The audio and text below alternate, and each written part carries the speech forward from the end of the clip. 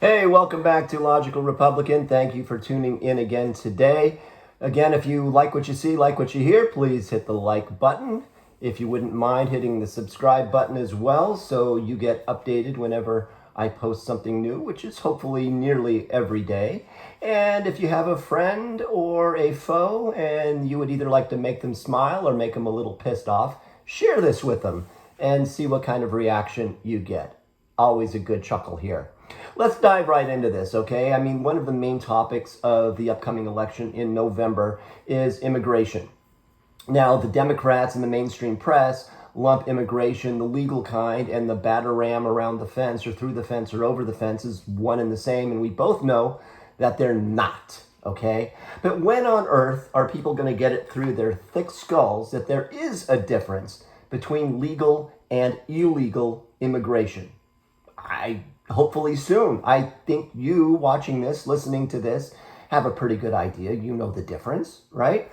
Migrants bum rushing the border are illegal immigrants. Hop the fence. You're illegal. Use a coyote to get in. You're also illegal. In the country, illegal. You're not an immigrant. You are a trespasser, okay? If you, sneak into a movie theater, you're a trespasser. If you sneak into somebody's backyard, you're a trespasser. The mainstream press is insistent on using the word immigrant to describe anyone entering the country, and you happen to believe in upholding the law. You're either anti-immigrant or a racist or both, right? There are laws. If you believe in immigration laws, you're a racist. You're anti-immigrant. There's no getting around it. Donald Trump wants to build a wall. He built part of the wall. Joe Biden quietly wanted to continue building the wall. But that makes him anti-immigrant, racist, and anti-American. Okay? He wants immigrants that have skills. That makes him a xenophobe. I love the way CNN and MSNBC and Rachel Maddow spin these things. I practically had a proctology examination the last time I went through U.S. Customs coming back from overseas at the airport, okay? The inspector apparently didn't like the way I looked. No, I was not wearing the Pocahontas mask. But anyways, he apparently didn't like the way I looked and pulled me aside and sent me to the room. I had to sit and wait and have my luggage searched and get questioned where I went, why I went there, what I did, and what I bought. They went through everything.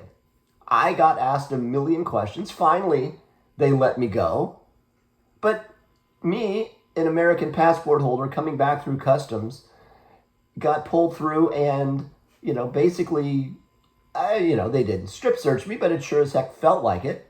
But people climbing the fence, nothing. Come on in. No problem. I mean, look, immigrants entering through the country legally seems to be harder than sneaking in. It really does, because you have to answer questions, right? It is. Legal immigrants need to do a lot of things, okay? First off, to get to the point of being a legal immigrant, they have to apply, which means paperwork.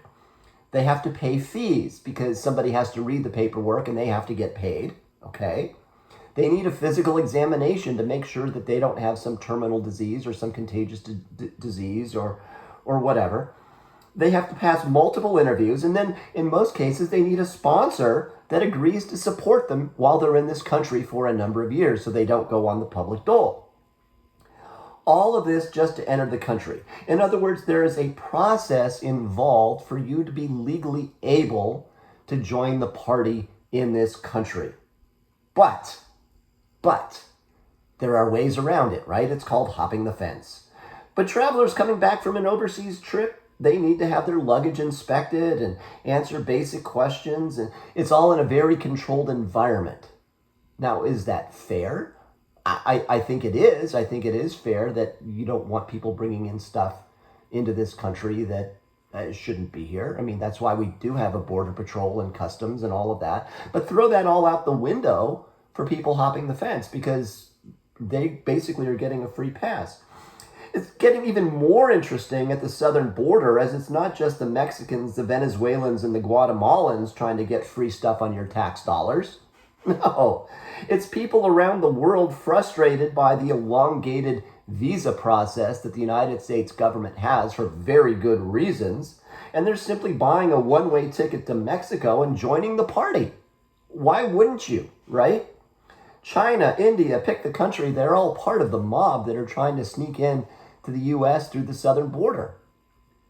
It's a fact. There's been news stories on it. And while most of these people are essentially harmless, how long will it be until we start getting people who want to do us harm getting into the country? I'm sure a lot of them are already here. Democrats would deny. Oh, no, they're all good people. They're hardworking people. They just want to come in. They want a chance. They want a shot. But seriously, why bother with sending people on student visas as a cover story while planning a devious act when you can send 100 individuals, figuring at least half make it into the country through the southern border, and then connect them with the existing assets, right? I mean, if somebody really wants to do damage to the country, I don't think it's going to be that difficult the way the civ is at the southern border right now. It's going to happen. It's just a matter of time. And when it does, it'll be a major political showdown with the Democrats denying, deflecting, and denying any responsibility that encouraged a mass invasion. They'll somehow spin it and blame it on Trump because everything else is Trump's fault, right? The naive Democrats and the Democrat voters who think this is just a warm, fuzzy human rights position allowing these poor people into the country are typically not directly impacted by the unskilled people taking other unskilled workers' jobs by unscrupulous employers looking to be, skirting the law and finding obedient low-wage workers. No, these checkbook liberals, they're sitting somewhere, right? No, it's the Nancy Pelosi's and the Chuck Schumers of the world that live on Millionaire's Row, or in an enclave with their own security, or the checkbook liberals, of which I know many, who write a check and they feel good about themselves because, well, I wrote a check. Well, it's somewhat difficult seeing how these people are impacted while sailing on the San Francisco Bay or living in Marin County or Connecticut, where the bulk of the Mexicans they see are either cutting their grass, washing dishes in the back of a restaurant, or picking grapes in a vineyard. Come on now. This is not a racist statement, but it's a fact. Go to Marin County. See what I see, right? Most people of Mexican descent in these high wealth areas are not legal. Okay? Yes, there are some Mexican Americans that are wealthy and live in these areas. I'm talking about the rank and file, the bulk. No. They are working to service the wealthy. They're cleaning their house. They're painting their house. They are cutting their grass. Okay? Now, at some point, the Democrat master plan will show its true self, and it actually is starting to show itself. It's called amnesty. And some progressive politician will champion the idea. The mainstream press will jump all over it, jump in with both feet supporting it, and anyone who suggests deportation will immediately be deemed a racist. 8 million people have allegedly come into the country during Biden's presidency. Okay? Now, think about this. I don't know. I think there was already, they estimated, 13 to 15 million that came in, and there's probably going to be another million or two before the next president takes office, which hopefully won't be stumbling, mumbling Joe Biden. But eventually there will be amnesty. And think about this. Amnesty for 25 million illegal immigrants.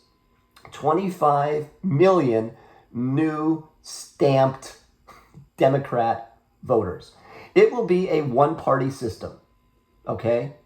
If they ever turn the Electoral College, which of course they want to do every time they whine and complain about why Wyoming's vote matters, there will be roughly 6 states that will matter in a national election, and everybody else, the Nebraskas, the Montanas, the Alabamas, the Arkansas, the Marylands, the Rhode Islands of the world, will not matter in national elections. And Democrats will have total rule for generations to come.